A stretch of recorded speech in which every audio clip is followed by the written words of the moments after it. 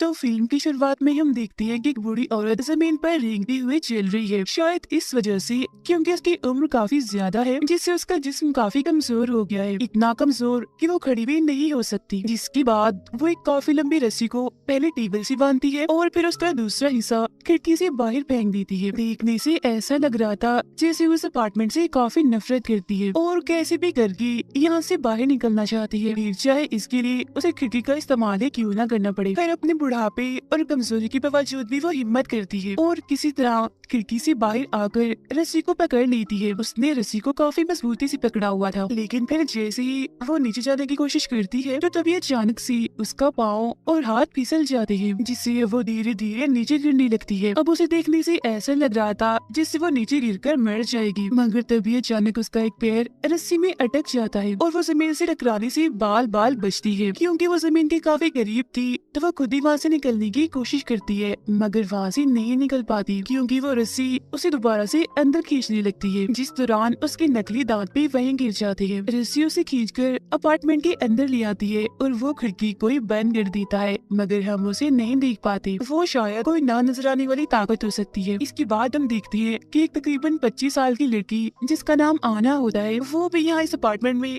किराए पर रहने के लिए आती है। यहाँ बिल्डिंग का मैनेजर और पिछली किराएदार उसका अच्छे से वेलकम करते हैं। इस किराएदार औरत को देखकर हम समझ पाते हैं कि ये वही बूढ़ी औरत है जिसे हम पहले भी देख चुके हैं। आना फिर घर को देखने लगती है जो उसे काफी पसंद आता है और फिर जब मैनेजर उसे अपार्टमेंट का बहुत ही कम किराया बताता है तो उसकी खुशी का तो कोई ठिकाना ही नहीं रहता। वो सोचती है कि चलो मौज हो गई, बहुत सस्ते में मिल रहा है और वो भी इतना अच्छा। फिर अपार्टमेंट में रहने के लिए आना को एग्रीमेंट के कागजात दिए जाते हैं साइन करने के लिए, लेकिन साइन करने के लिए वो बूढ़ी औरत से पूछती है कि आप इस अपार्टमेंट को क्यों छोड़ना चाहती है। फिर थोड़ी देर चुप रहने के बाद बूढ़ी औरत जवाब देती है, वो दरअसल मैं इसलिए जा रही हूँ यहाँ से क्योंकि मैं दुनिया घूमना चाहती हूँ। अब उसकी दुनिया घूमने वाली बात सुनकर आना को काफी अजीब लगता है। वो सोचती है वाह, इस उम्र की औरतें घर में आराम कर रही है, मर रही है और इसे घूमने की पड़ी हुई है। फिर आना उन्हें अपने बारे में बताने लगती है कि मैं इस शहर में नहीं आई हूँ, मैं मेरे दोस्त के साथ यहाँ पर आई थी, मगर हमारे बीच झगड़ा हो गया तो मैं उससे अलग होकर यहाँ आ गई। अब जैसे जैसे वो अपने बारे में बताती जा रही थी तब बूढ़ी औरत को काफी फिक्र हो रही थी कि पेपर्स पर साइन कर ही नहीं रही, टाइम से किए जा रही है। फिर वो आना से पूछ लेती है कि क्या तुमने अपार्टमेंट लेना भी है या नहीं,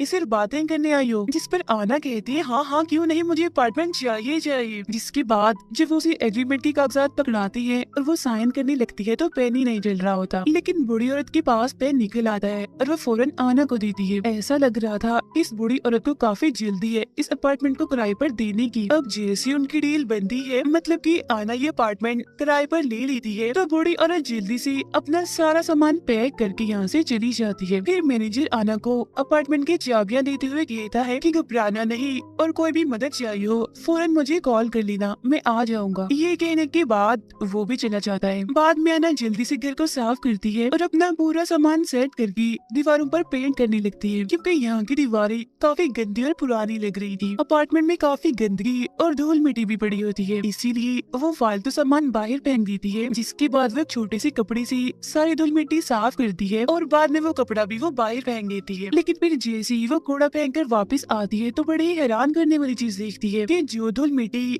पहले उसने साफ की थी वो दोबारा से वहाँ पर आ गई थी, और तो और जो पेंटिंग उसने वहाँ पर लगाई थी वो नई थी जो कि अब पुरानी हो गई थी। हर जगह पर पहले से भी ज्यादा धूल मिट्टी आ गई है और उसके जो ताजे फल थे जिसने अभी अभी रखे थे वो भी सड़ के पुराने हो गई थी, और जो कपड़ा धूल मिट्टी साफ करके वो बाहर फेंकने गई थी वो भी अब वापिस आ गया था। अब ये देखकर तो उसे बड़ा ही अजीब लगता है, यहाँ तक कि वो काफी डर गई थी, मगर फिर भी वो उस पर इतना ध्यान नहीं देती और दोबारा से इस जगह को साफ करने लगती है। मगर हर बार जब भी वो इस जगह को साफ करती है दोबारा से वो गंदी और पुरानी हो जाती है। अब इससे भी बड़ी हैरान करने वाली चीज ये कि हालांकि आना 25 साल की थी मगर उसकी आंखों के नीचे स्याह हल्की पड़ने लगी थी, उसके चेहरे पर झुर्रियां पड़ रही थी जो तकरीबन बड़ी उम्र के लोगों की पड़ती है। जिसके बाद वो थककर वही सोफे पर ही सो जाती है। रात को तभी अचानक से रेडियो अपने आप ही ऑन होकर चल पड़ता है, जिससे अन्ना की आंख खुल जाती है और फौरन उठकर उसे बंद कर देती है। वो शीशे में देखती है कि उसका चेहरा काफी बदल गया है, मतलब कि अपनी उम्र से वो बड़ी लग रही है। अब ये सारी चीजें उसके समझ से बाहर हो गई थी, मतलब कि कभी घर का दोबारा से गंदा हो जाना और उसकी उम्र का इतना बड़ा लगना, उसका अचानक से बदलना। वो गुस्सा होकर सीधा जाती है मैनेजर के पास और उसे कहती है कि ये तुमने मेरे साथ क्या किया? वो अजीब सा भूतिया अपार्टमेंट मुझे दे दिया, वो बहुत अजीब है, वहाँ जरूर कुछ न कुछ तो है, मतलब कि कोई आत्मा वगैरह, कोई भूत वगैरह, क्योंकि वो चीजों को दोबारा से गंदा कर देती है। और देखो, उसने मेरा चेहरा भी खराब कर दिया, मेरी आंखों के नीचे सियाह हल्के डाल दिए, झुर्रियाँ डाली मुझे, हालांकि मेरी उम्र तो इतनी ज्यादा है भी नहीं जितनी मैं लगने लगी हूँ, इसीलिए प्लीज तुम मुझे मेरे एडवांस के पैसे वापस कर दो। जो सुनकर मैनेजर कहता है कि नहीं, मैं तुम्हें पैसे वापस नहीं दे सकता, ये मुमकिन ही नहीं है। जो कहने के बाद वो आना को एग्रीमेंट के कागजात दिखाता है और बताता है कि देखो, इसमें साफ साफ लिखा हुआ है कि पुराना किराएदार नए आने वाले किराएदार से पहले ये अपार्टमेंट खाली नहीं कर सकता। अब ये सब इतना छोटा छोटा बारीक से लिखा हुआ था कि आना को आम आंख से तो दिखाई नहीं दे रहा था, तो उसे देखने के लिए हैंड ग्लास का इस्तेमाल करना पड़ता है उसे, जिसे हम आम तौर पर छोटे से छोटे चीज को बड़ा देखते हैं। अब ये सुनकर तो आना का दिमाग खराब हो जाता है, उसे इतना गुस्सा आता है कि वो मैनेजर को पुलिस की धमकी देती है। तब ये सुनकर भी वो आराम से बैठा रहता है, उसे जैसे कोई फर्क ही ना पड़ा हो। वो बस उससे इतना ही कहता है कि जाओ वापस अपने अपार्टमेंट में, क्योंकि और तुम कहीं भी नहीं जा सकती, एग्रीमेंट में यही लिखा हुआ है। और वो वहाँ से चली जाती है। इसके बाद आना एक क्लिनिक में जाकर अपना मेडिकल टेस्ट करवाती है और अपनी रिपोर्ट मांगती है डॉक्टर से, ताकि वो पुलिस के पास जाकर कंप्लेन कर सके उस मैनेजर के खिलाफ और उस अपार्टमेंट की भी। तब डॉक्टर उसे देखकर कहती है कि 25 साल की इतनी छोटी उम्र में गरीब बाल आना और चेहरे पर झुर्रियां पड़ना ये कोई छोटी बात नहीं है, ये काफी बड़ी बात है, मगर इस सब का लेना देना पुलिस से नहीं है। जो सुनकर आना गुस्से में उसे जवाब देती है कि आप मुझे नहीं बताएं मुझे क्या करना है, मुझे जो सही लग रहा है मैं वही करूंगी। कहने के बाद वो अपना ID कार्ड निकालती है, लेकिन बदकिस्मती से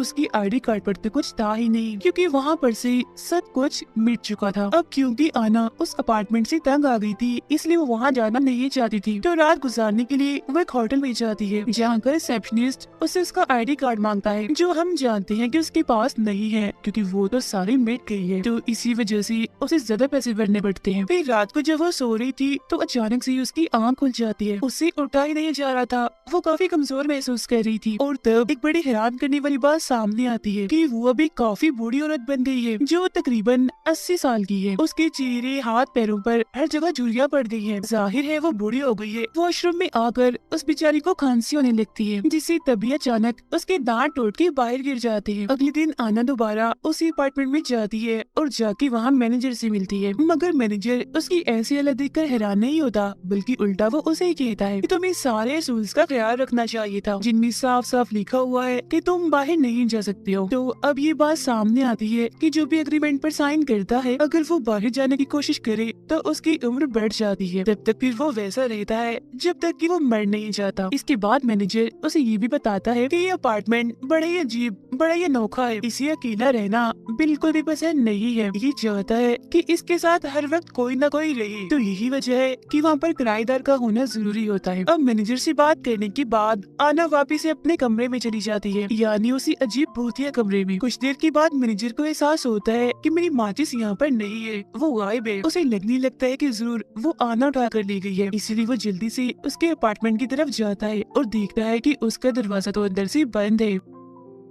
अब हम देखते हैं कि आना अपने कमरे को जलाने के लिए हर तरफ शराब फेंक रही होती है, लेकिन फिर बदकिस्मती से जैसे वो तीली जलाती है, कमरा आग ही नहीं पकड़ता। आना बार बार तीली जलाकर नीचे फेंकती है, मगर आग लगती ही नहीं। मगर उसकी ऐसा करने से, उसकी इस हरकत से अपार्टमेंट को बहुत गुस्सा आ जाता है, तो उसे सजा देने के लिए वो उसका गला घोटने लगता है। वो उसके मुंह में कपड़ा डालकर उसका सांस बंद करने की कोशिश करता है। उसका दम घुट रहा था, तभी वो नीचे गिर जाती है और सांस लेने के लिए हवा के लिए तरसने लगती है। मगर तभी किसी तरह मैनेजर दरवाजा खोलकर अंदर आता है और उसके मुंह से कपड़ा निकाल कर उसकी जान बचा लेता है, जो कि अपनी आखिरी सांस गिन रही थी। अब अजीब बात तो ये है कि वही कपड़ा है जिससे आना बार बार धूल मिट्टी साफ करती थी। फिर कुछ देर के बाद जब वो नॉर्मल होती है तो मैनेजर उसे पानी देता है और अपार्टमेंट के बारे में सब कुछ बताता है। वो कहता है कि ये अपार्टमेंट काफी सालों पुराना है और तब से लेकर आज तक इसमें कोई ना कोई किराएदार रहता ही है। इस अपार्टमेंट में कुछ तो अजीब है, जैसे कोई भूत या आत्मा जो ये सब कुछ करती है। एक दिन कुछ स्कूल की लड़कियाँ यहाँ पर रहने आई, लेकिन कुछ ही दिनों में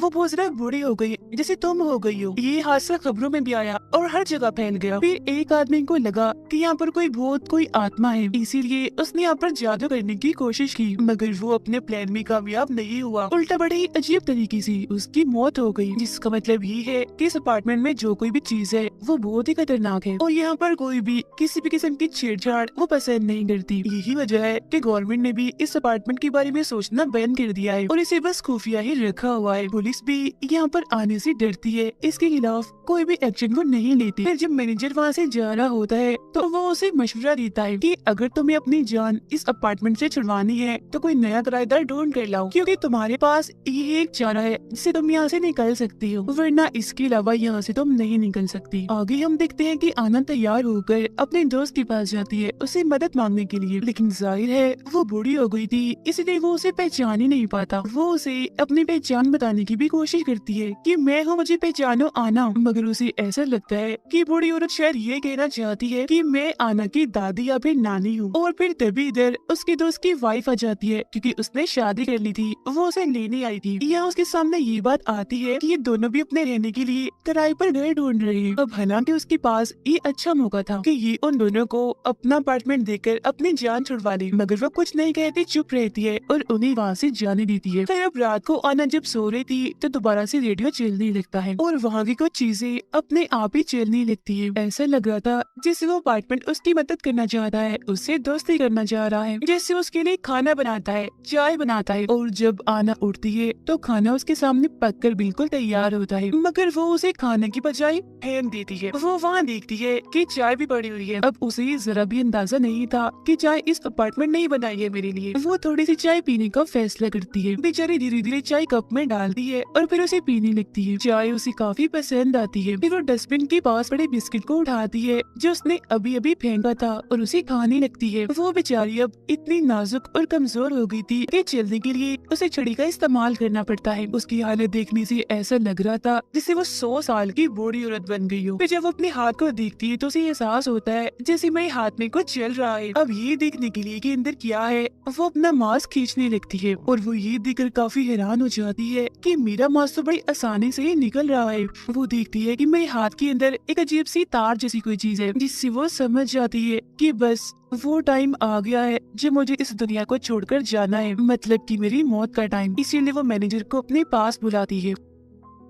खैर अगली सीन में हम देखते हैं कि कपल यहाँ अपार्टमेंट देखने के लिए आता है और ये कपल और कोई नहीं बल्कि आना का दोस्त और उसकी वाइफ थी। सारे लोगों की तरह वो भी इतना कम किराया और फर्नीचर देखकर काफी खुश हो जाती है। उन्हें ये बात भी काफी अच्छी लगती है कि हमारे आसपास भी कोई नहीं रहता, इसीलिए वो फौरन एग्रीमेंट पर साइन करने के लिए तैयार हो जाती है। अभी आना का दोस्त एग्रीमेंट पर साइन करने ही वाला होता है कि तभी आना आसपास होने वाली चीजों को देखने लगती है। वो तभी अचानक अपना वो वक्त देखने लगती है जब वो यहाँ पर आई थी, यानी जब उसे इस जाल में फंसाया गया था, जिसकी फौरनी बाद उसे अपने दर्द का एहसास होता है कि आखिर में कैसे इन सब हालात से गुजर रही हूँ। वो चाहती थी कि जैसा मेरे साथ हुआ वैसा किसी और के साथ ना हो, इसीलिए वो अपने दोस्त को इस मौत जैसे एग्रीमेंट पर साइन करने से रोकने के लिए उसके हाथ पर गरम गरम चाय फेंक देती है, जिसके बाद वो उसे इस एग्रीमेंट से दूर हटा देती है और चिल्लाकर कहती है कि चले जाओ यहाँ से और वापस लौटकर कभी मत आना। कुछ कहे बगैर ही वो यहाँ से चली जाती है। अब जाहिर सी बात है वो तो चले गई थी, तो इसका मतलब साफ था कि आना ने अपने यहाँ से निकलने का आखिरी मौका भी खो दिया है। हालांकि अगर वो चाहती तो अपने दोस्त से बदला लेने के लिए उसे इस जाल में फंसा सकती थी और अपने कुछ आखिरी बुढ़ापे के दिन वो आराम से सुकून से बाहर गुजार सकती थी, मगर उसने ऐसा नहीं किया क्योंकि अभी भी उसके दिल में अपने दोस्त के लिए प्यार और इंसानियत बाकी है। उसने यहाँ पर खुदगर्जी का मुजाहिरा नहीं किया बल्कि अपने दोस्त को बचाया। ऐसा करके उसने अपनी जिंदगी की कुर्बानी ही दी है, क्योंकि वो कैसे भी करके इस मनहूस उस अपार्टमेंट का खात्मा करना चाहती है। अब ये देखकर वो मैनेजर भी काफी हैरान रह जाता है। फिर जब मैनेजर वहाँ से जाने लगता है तो आना उसे कहती है कि जाते जाते मेरा एक काम कर दो, तुम दरवाजे को बाहर से लॉक कर देना और फिर कुछ सालों तक यहाँ लौटकर वापस मत आना, क्योंकि मैं इस अपार्टमेंट का खात्मा करने की कोशिश करूंगी। क्योंकि साथ ही साथ उसका मानना ये था कि अगर कोई यहाँ पर नहीं आएगा तो इस अपार्टमेंट का जो साइकिल बना हुआ है लोगों को मारने का, बर्बाद करने का, वो खत्म हो जाएगा। मतलब ना लोग बूढ़े होंगे और ना मारे जाएंगे, और अगर एक किस्म का यहाँ कोई शराब है वो भी टूट जाएगा। जो भी आत्मा भूत इस अपार्टमेंट में हुई वो भी मर जाएगी। अब मैनेजर उसकी इस बहादुरी की तारीफ करता है और उसे गुड बाय कहकर वहाँ से चला जाता है। उसके जाने के बाद हम देखते हैं कि आना अब इस अपार्टमेंट में बिल्कुल अकेली है। ना तो यहाँ पर उससे मिलने कोई आएगा और ना ही उस बेचारी में इतनी ताकत है कि वो सीढ़ियाँ उतरकर नीचे जाए। उसकी हालत देखकर ऐसा लग रहा था जैसे उसके मरने का टाइम आ गया है। इसीलिए वो खिड़की के पास जाकर आखिरी बार ठंडी हवा को महसूस करने लगती है, जो उसे बहुत ही आराम पहुंचाती है, जिससे वो पिछले काफी टाइम से तरस रही थी। पिछले कुछ टाइम से वो जिस डर जिस फिक्र से गुजर रही थी आज वो खत्म होने वाली थी, क्योंकि वो अपनी इस किस्मत को कबूल कर चुकी थी। इसके बाद वो सोफे पर बैठकर आराम से इस अपार्टमेंट को कहती है कि बस कर दो, ये सब कुछ करना बंद कर दो, इसे छोड़ दो। जिसके बाद उसकी आंखें बंद हो जाती हैं और वो सोफे से अपना सर लगा लेती है। ऐसा लग रहा था कि जैसे ये सोफा उसकी आखिरी आरामगाह हो, मतलब कि यहाँ उसका अंत, उसका खात्मा हो जाएगा। इस सोफा अब आहिस्ता आहिस्ता करके उसका सर निकल जाता है और वो अब उसका हिस्सा बन गई थी। फिर धीरे धीरे करके उसका पूरा जिस्म भी सोफे में घुलने लगता है, पूरी तरह वो उसमें समा जाती है। वहाँ पर बचते हैं तो सिर्फ उसके कपड़े। जिसके बाद आना का दिल एक धागा बनकर बाहर आता है और अपने आप ही सोफे के कुशन से जुड़ जाता है। आना का सर सोफे पे रखी एक सफेद कपड़े में समा गया था। अब यहाँ पर हमें पता चला कि ये अपार्टमेंट खुद को नया करने के लिए किस तरह अपने शिकार का इस्तेमाल करता है। इसी के साथ ये कहानी इधर ही खत्म हो जाती है।